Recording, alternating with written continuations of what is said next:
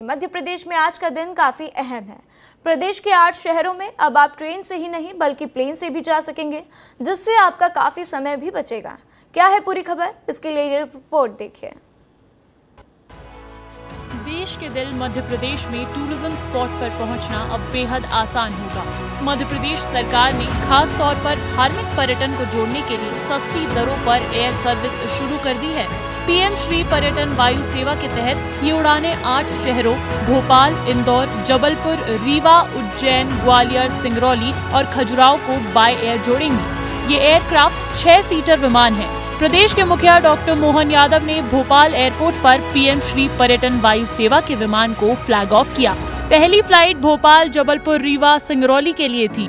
आइए अब आपको बताते हैं क्या है पीएम श्री पर्यटन वायु सेवा। पीएम श्री पर्यटन वायु सेवा पर्यटन को बढ़ावा देने की कोशिश है। बेहतर एयर कनेक्टिविटी दी जाएगी, रियायती दरों पर होगा सफर। सरकार दे रही है 50% सब्सिडी। शुरुआत के 1 महीने तक ये सब्सिडी दी जाएगी। एमपी के 8 शहर इसके तहत जुड़ेंगे।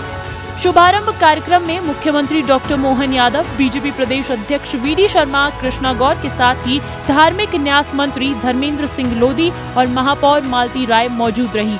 इस दौरान सीएम डॉक्टर मोहन यादव ने हवाई पट्टियों के विकास के साथ ही प्रदेश में पायलट ट्रेनिंग इंस्टीट्यूट खोलने की बात कही। साथ ही पहले सफर करने वाले 6 यात्रियों के सीएम ने फूल माला पहनाकर बोर्डिंग पास दिए। हमारे लगभग 6 माह पूरे हुए सरकार के माध्यम से, तो मैं ये 6 माह के आधार पर कह सकता हूँ कि हमने अपने विकास के मामले में जो उड़ान का कल्पना की है, उसी की इस सिलसिले में जब मैं गया सिंगरौली, तो सिंगरौली के लोगों ने कहा हमको और कुछ नहीं चाहिए। तो हमको ये बड़ी दिक्कत है भोपाल आने की, कैसे भी करके आप तो ये हवाई पट्टी हमारे उनका छोटा एयरपोर्ट जैसा भी आजकल विमानतल बन गया है, तो वो कह रही है बनाने से क्या फायदा है, इसमें कोई हमारी सुविधा तो जुड़ेगी।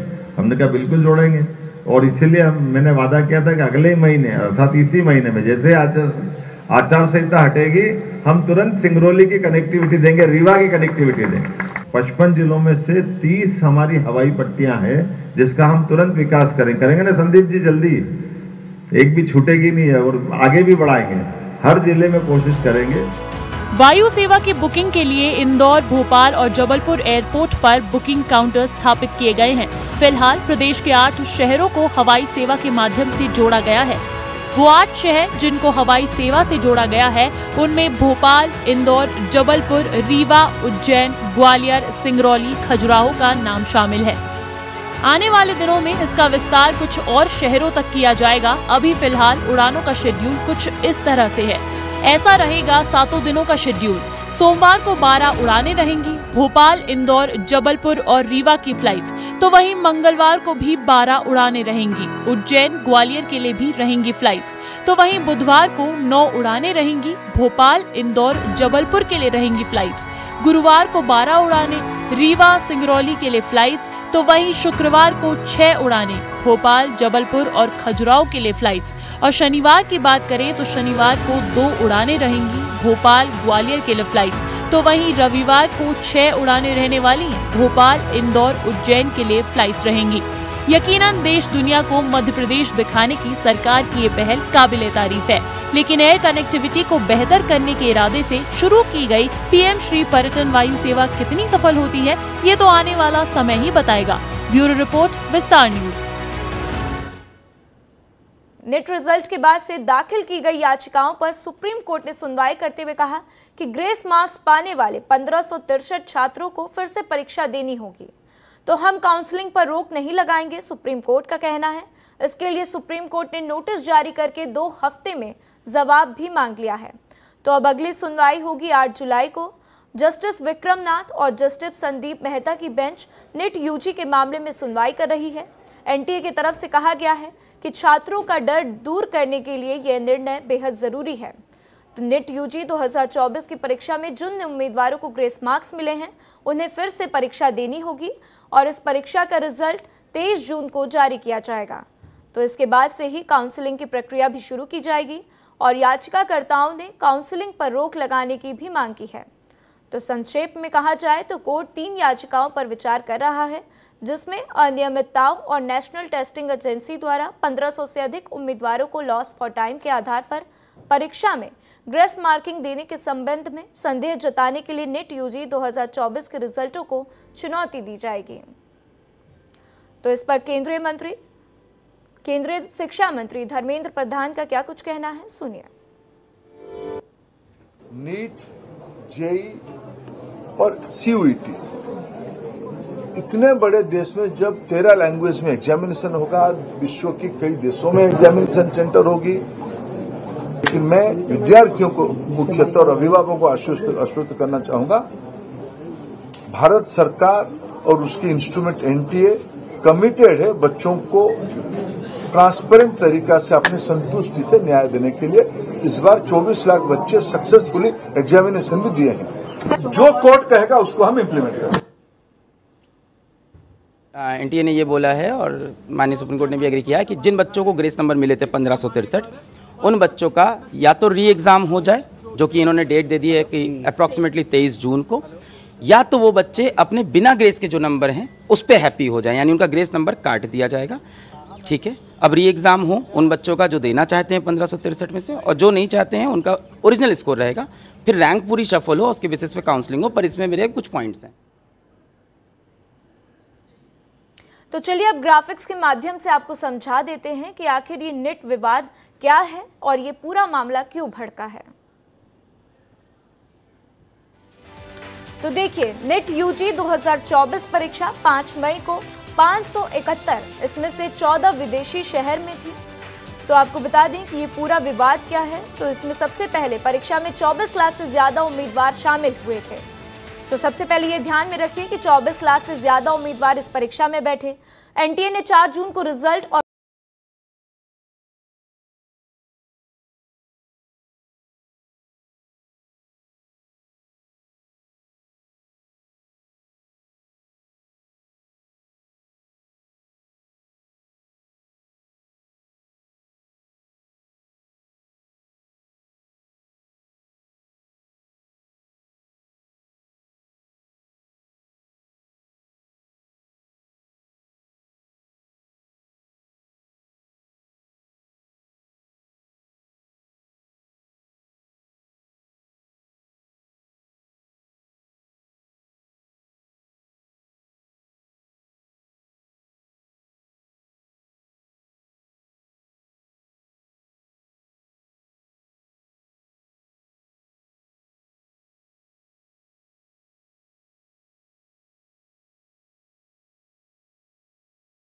सफाई दी गई। उस उम्मीदवारों की संख्या साल 2023 में कुछ और थी और इस साल कुछ बढ़ गई।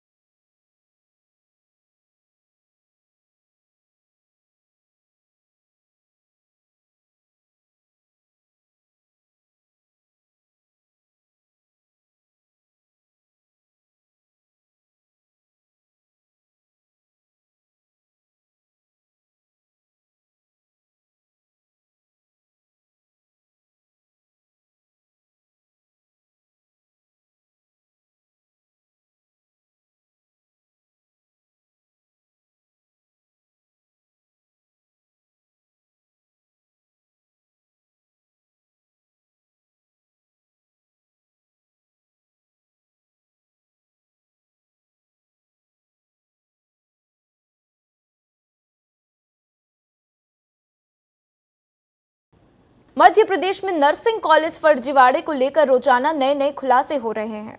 ऐसा ही एक और मामला सामने आया है कि नर्सिंग एंट्रेंस परीक्षा होने के बाद भी 2 साल से रिजल्ट नहीं जारी किया गया, जिसकी वजह से 66,000 स्टूडेंट सरकारी कॉलेज में प्रवेश के लिए भटक रहे हैं। हालांकि परीक्षा का परिणाम आखिर क्यों नहीं जारी किया गया है, इस पर छात्रों को सरकारी सिस्टम से कोई जवाब नहीं मिला है। मध्य प्रदेश कर्मचारी चयन मंडल की तरफ से परीक्षा आयोजित की गई, लेकिन 1-1.5 साल तक बीत चुके हैं और अभी तक कुछ भी नहीं कहा गया है। तो साल 2022 परीक्षा का रिजल्ट घोषित नहीं किया गया और दिलचस्प ये है कि 2022 परीक्षा का रिजल्ट घोषित नहीं हुआ तो वहीं 2024 की परीक्षा का नोटिफिकेशन भी कर्मचारी चयन मंडल ने जारी कर दिया है। मध्य प्रदेश में नर्सिंग फर्जीवाड़े के मामले को लेकर लगातार खुलासे हो रहे हैं और एक नई बात निकल के सामने आई है। साल 2022 में सरकारी नर्सिंग कॉलेज में पढ़ने के लिए बच्चों ने एडमिशन दिया, लेकिन आज तक रिजल्ट नहीं निकला। ये तमाम सारे स्टूडेंट यहाँ पे भटक रहे हैं, उन्हीं से बात करते हैं। आप लोग यहाँ पहुँचे हुए हैं, क्या कारण है? सर, हम लोगों का मतलब 1 साल हो गया है MPPNST जो 2022 में मतलब 2022 का एग्ज़ाम था 2023 में दिया था, पर उसका रिजल्ट अभी तक जारी नहीं किया गया है, इसीलिए हम लोग यहाँ इकट्ठे हुए हैं। कहाँ से आप लोग आए हुए हैं? हम शाजापुर डिस्ट्रिक्ट से आए हुए हैं सर। कब से इंतजार कर रहे हैं? 7 जुलाई का पेपर था, अभी तक रिजल्ट नहीं आया। 11 माह हो गए, 12 होने वाले हैं।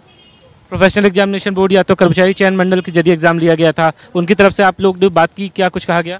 हाँ, उसमें ऐसा होता है सर, DHS जाते तो DME पहुंचाते और DME वाले बोलते हैं कि ESB ऑफिस जाओ। मतलब उनका कोई ऐसा एक्सक्यूज़ नहीं है, मतलब इधर का उधर कर देते हैं, बाकी कुछ रिस्पांस नहीं कर रहे हैं, क्लियर कोई जवाब नहीं दे रहा है। कोई बात नहीं निकल के आई कि आखिर क्यों डिले हो रहा है, रिजल्ट क्यों नहीं? उसका कुछ नहीं पता है कि वो मतलब नोटिफिकेशन तक डाल दिया 2024 का और पुराना रिजल्ट नहीं आया है। तो ये देखेंगे तमाम सारे स्टूडेंट हैं और ये कह रहे हैं कि पुराना रिजल्ट आया नहीं है, लेकिन नए परीक्षा की तैयारी की जा रही है। लेकिन एक बड़ा सवाल है कि जब पुराना रिजल्ट निकला नहीं है तो फिर नए परीक्षाएं क्यों हो रही हैं? और सबसे बड़ा सवाल ये है कि आखिर इन बच्चों का होगा क्या जिन्होंने परीक्षा दी लेकिन आज तक रिजल्ट उनका निकला नहीं है। बहरहाल ये सरकार से गुहार लगा रहे हैं कि इनके रिजल्ट को जारी किया जाए, जिससे इन्हें सरकारी कॉलेजों में एडमिशन मिल सके।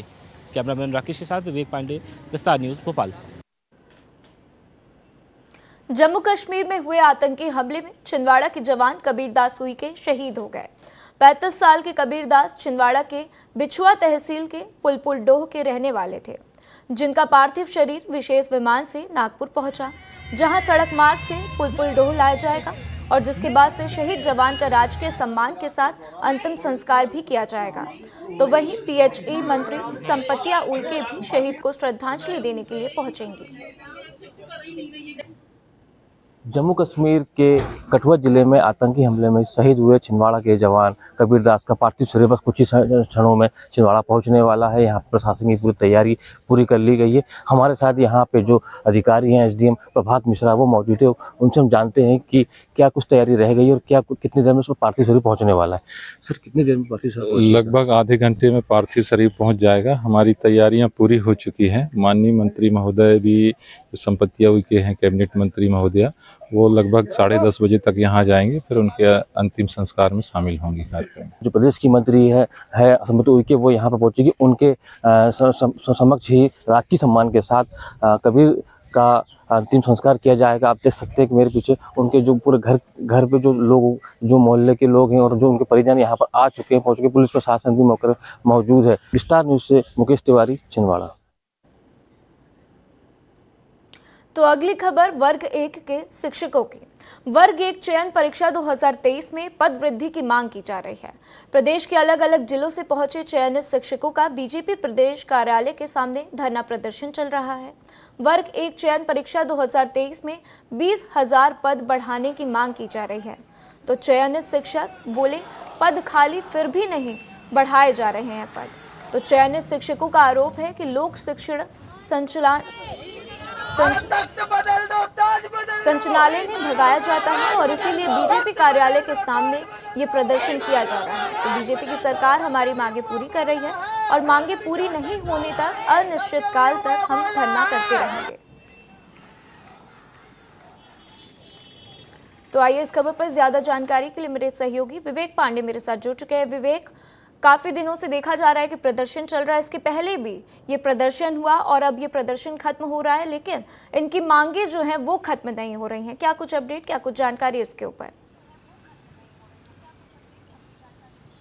राधा, मध्य प्रदेश में चयनित शिक्षकों के बुरे हाल है और ये व्यवस्था साल 2019 से चल रही है। साल 2019 में परीक्षा हुई और उसके बाद उन चयनित शिक्षकों को नियुक्ति अब तक नहीं मिली, लेकिन इसी बीच में सरकार लगातार भर्ती परीक्षा आयोजित करती गई।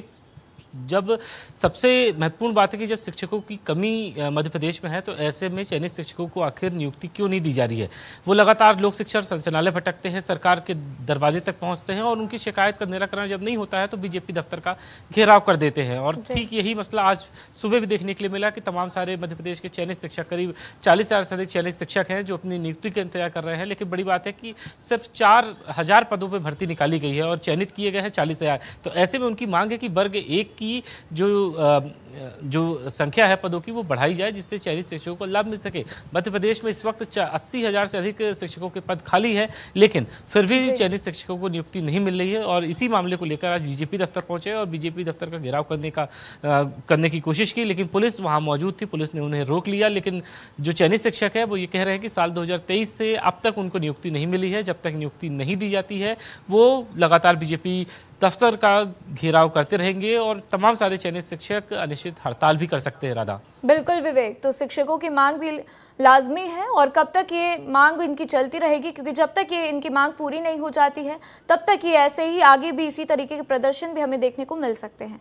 हमारे साथ जानकारी साझा करने के लिए विवेक आपका शुक्रिया। इसी बीच एक बड़ी खबर आपको बता दें, छिंदवाड़ा जिले के अमरवाड़ा में उपचुनाव कल से भरे जाएंगे नामांकन पत्र। तो 21 जून तक नामांकन दाखिल करने की आखिरी तारीख होगी। तो 24 जून को होगी नामांकन पत्रों की स्क्रूटनी और 26 जून नाम वापसी की आखिरी तारीख है। तो 10 जुलाई को होगा मतदान और 13 जुलाई को मतगणना की जाएगी। तो वहीं 10 जून से ही अमरवाड़ा विधानसभा क्षेत्र में आचार संहिता लागू हो गई है। तो आपको बता दें कि ये सीट कांग्रेस विधायक कमलेश प्रताप शाह के इस्तीफे के बाद से रिक्त घोषित हुई है और अब इसके ऊपर उपचुनाव होने हैं। तो लोकसभा चुनाव से पहले उन्होंने बीजेपी का दामन थाम लिया था, जिसके बाद से वो स्थान खाली हो गया है, वो पद खाली हुआ है। तो अब इसके ऊपर उपचुनाव होंगे और ऐसे ही देश के अलग अलग राज्यों में कई जगहों पर उपचुनाव होने हैं। लेकिन फिलहाल छिंदवाड़ा जिले के अमरवाड़ा में उपचुनाव हो रहे हैं, जिसके लिए कल से नामांकन पत्र भरे जाएंगे।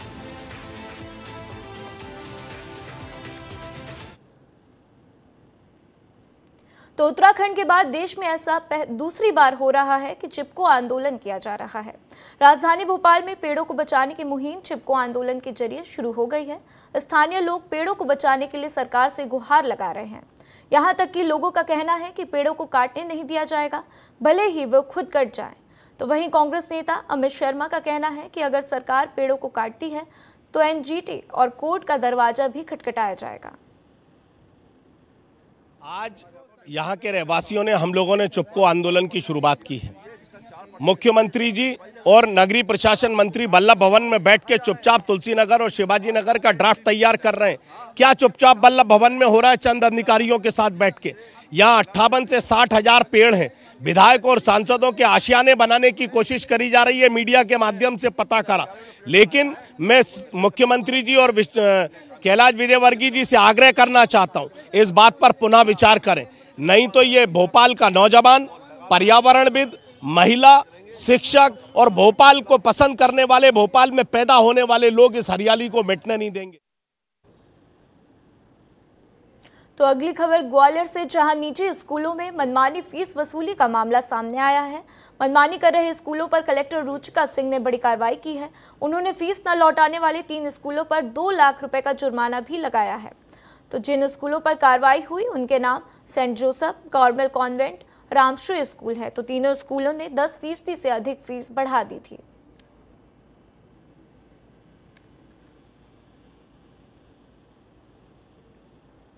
नीमच के खानखेड़ी गांव में अवैध रेत उत्खनन को लेकर प्रशासन ने बड़ी कार्रवाई की है, जहां पुलिस ने 4 मशीनें, ट्रैक्टर समेत 30 ट्राली को जब्त किया। इसके साथ ही 6 ट्रॉली रेत का स्टॉक गांव के पंकज प्रजापति की जमीन पर पाया गया है, जिसके खिलाफ अवैध रेत भंडारण को लेकर कार्रवाई भी की गई है और जब्त किए गए सामान को कुकड़ेश्वर थाने पर सुरक्षित भी रखवा दिया गया। इस वक्त हम नीमच से 50 किलोमीटर दूर जो खानखेड़ी गांव है, जो मनासा तहसील के क्षेत्र में आता है, यहाँ पर मौजूद हैं। यहाँ पर जो यह गांधी सागर बांध का जो बेकवाल है, यहाँ पर प्रशासन ने एक बड़ी कार्रवाई को अंजाम दिया है। यहाँ पर जो राजस्व विभाग, पुलिस विभाग और खनिज विभाग ने संयुक्त टीम ने यह कार्रवाई को अंजाम दिया है। यहाँ पर बड़ी मात्रा में जो है यहाँ से रेत को निकाला जा रहा था। प्रशासन ने यहाँ से जो 4 ट्रिमर को जब्त किया है, इसके साथ ही 30 ट्राली रेत जब्त की है और जो 4 ट्रैक्टर के माध्यम से जो अवैध रूप से यह खनन किया जा रहा था और रेत निकाली जा रही थी, जिसको ले जाकर जो 4 ट्रैक्टर ले जा रहे थे उन्हें भी प्रशासन ने यहाँ पर प्रशासन की टीम ने जब्त किया है। आप देख सकते हो कि यह जो ट्रिमर है, यह जो करीब 5 लाख रुपए की कीमत बताई जा रही है, इससे 4 ट्रिमर को यहाँ पर खनिज विभाग और जो संयुक्त रूप से कार्रवाई की जा रही है उसमें यह जब्त किए गए हैं। यहाँ पर अभी एसडीएम, तहसीलदार, पटवारी सहित जो पूरा तीनों विभागों का अमला यहाँ पर मौजूद है और यह कार्रवाई को अंजाम दिया जा रहा है। मेरे सहयोगी के साथ मैं बबलू किलोरिया, विस्तार न्यूज। तो वहीं देवास के मेंढकी रोड पर अंडरब्रिज के निर्माण के बाद लोगों ने अंडरब्रिज को लेकर सवाल उठाए हैं। जहां बारिश के बाद से अंडरब्रिज में पानी भर गया, जिसके चलते वाहन चालकों को आवागमन में काफी समस्याओं का सामना भी करना पड़ा है। तो वाहन चालकों का कहना है कि अंडरब्रिज नहीं, ये तो स्विमिंग पूल है। और ये देवास की तस्वीरें आप देख सकते हैं कि किस तरह से अंडरब्रिज के नीचे पानी भरा हुआ दिखाई दे रहा है। कितना पानी भरा हुआ है इसके अंदर? कितना पानी भरा है? घुटने तक है पानी। घुटने तक है पानी। तो क्या ये पहले भी ऐसा हो चुका है? नहीं, पहली बार देखा आज। तो चित्रकूट अनुभाग के मझगवा वन परिक्षेत्र अंतर्गत मझगवा रेंज के चितहरा बांध के दलदल में बाघ का शावक फंसा था, जिसके बाद से जंगल विभाग की टीम ने कड़ी मशक्कत के बाद से रेस्क्यू किया। दलदल में फंसे होने के कारण शावक गंभीर है।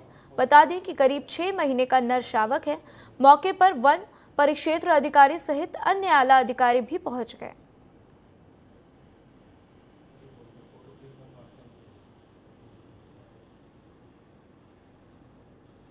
मुरैना जिले से एक हैरान करने वाला मामला सामने आया, जिससे पुलिस के भी होश उड़ा दिए हैं। यहाँ एक पुलिस आरक्षक ने खुद के अपहरण होने की नौटंकी की और अपनी पत्नी को फोन कर 40 लाख रुपए की फिरौती भी मांग डाली। महिला ने सबलगढ़ थाने में जब इसकी शिकायत की तो पुलिस विभाग में हड़कंप मच गया, जिसके बाद से पुलिस ने पुलिस आरक्षक और उसके दोस्त को राजस्थान के करौली से पकड़ लिया है। बातचीत हुई है तो अभी बहुत स्पष्ट रूप से बता नहीं पा रहे हैं, पर वो किसी प्रकार की जो तमाम जगह पे चर्चा चल रही है कि उनसे फिरौती मांगी गई और वो सब ये सब बेबुनियाद है। प्रथम दृष्टया मामला संदिग्ध लग रहा है और ऐसा लग रहा है कि जो है कहीं ना कहीं ये जो आरक्षक है इनकी इसमें कुछ ना कुछ भूमिका है। रीवा के सांगी टोला में पानी की टंकी जमींदोज होने का मामला सामने आया, जहां 3 मजदूर पानी की टंकी से कुछ ही दूरी पर लगे नल की टोटी से पानी पीकर जब वापस आए तब एक टंकी जमींदोज हो चुकी थी। तो वहीं इस दौरान पानी की टंकी के पास खेल रहे बच्चे भी बाल बाल बच गए। लेकिन अब सवाल ये उठता है कि ऐसे निर्माण का जिम्मेदार आखिर कौन है? क्या सिर्फ ठेकेदार को जिम्मेदार ठहराना, मुंह मोड़ लेना सही होगा?